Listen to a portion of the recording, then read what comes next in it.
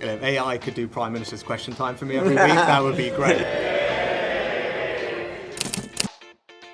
Bill and I are here in Imperial College London, where we've been meeting some of the UK's top innovators in clean tech. Now, the UK is a world leader in technology, and in particular, it's an AI powerhouse. So today, we're going to be interviewed by an AI. All right, let's go. How do you think technology will impact the global economy and job market in the next 10 years? Well, we clearly need to be more efficient. There's a labor shortage, in healthcare and education. If you go to the low-income countries, they never have enough doctors, they never have enough teachers. Hopefully technology like the one that generated this question can help us be more efficient. What's the most important piece of advice you've ever received, and how has it influenced your career and approach to life? Probably one of the best quotes someone gave me when I started out was, "It's nice to be important, but it's more important to be nice." And I thought that was a nice way to think about your life. And it doesn't mean you should be soft, doesn't mean you can't take tough decisions and be firm, but I think it means treating people with decency and kindness and empathy. How about you? I've had great advice. Warren Buffett talked about, in the end, it's how, friends really think of you and how strong those friendships are. That was great advice. Richard Feynman was a scientist, and he always said, it's good to show your confusion, because if you let yourself sort of pretend to know something, then your thinking gets sloppy, and eventually you kind of won't be able to figure things out at all. And he was always so good at, did he personally understand it? Had he worked through the examples? So being tough on, do you really get things? That's been super helpful to me. Yeah, right. What's next? Okay. If you could go back in time and speak with your younger self at the beginning of your career, what advice would you give yourself, and how would you approach your work differently? Well, I was kind of overly intense. I didn't believe in weekends. I didn't believe in vacation. It meant that there were a lot of people who probably could have helped me that just didn't fit in, because I had this very narrow view of the working style, the talking style.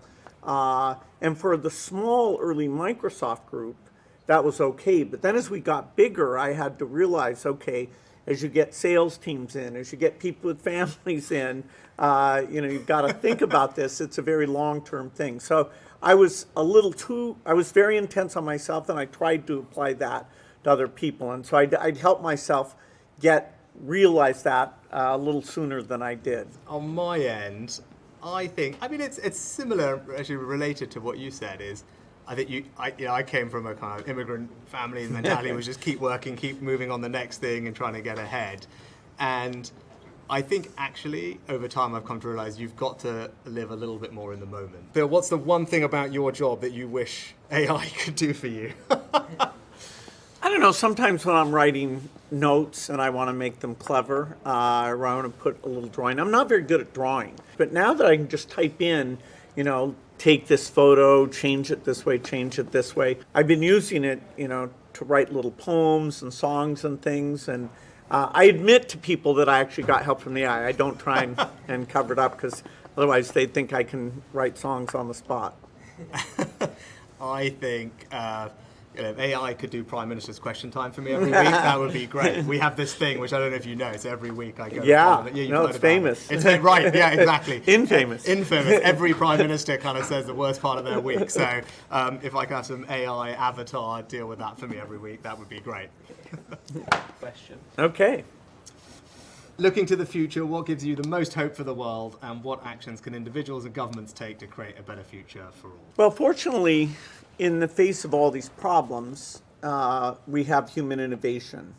Climate change, very daunting. The number of things we have to change, the speed, the inequity still in the world, where even though we cut childhood death from 10 million a year to 5 million a year with things like Gavi that delivered vaccines, still 5 million is too much. But we're inventing new vaccines. As bad as the pandemic was, it accelerated vaccine science at places like Oxford.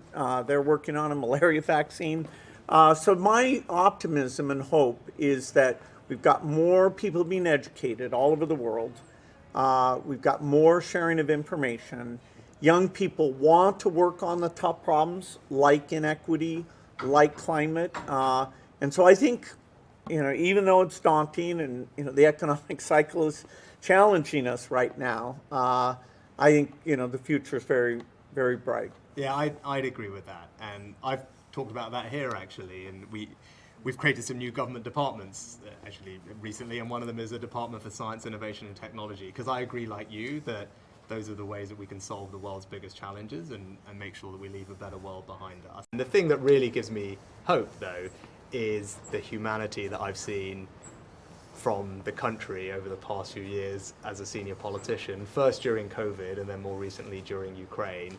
Just seeing how people can come together to support each other to get through a difficult time, open up their hearts, open up their homes, and be there for each other is actually something that should fill us all with hope that we will be able to deal with whatever comes our way and get through it. Yeah, right here at Imperial, they're coming up with ways of killing mosquitoes.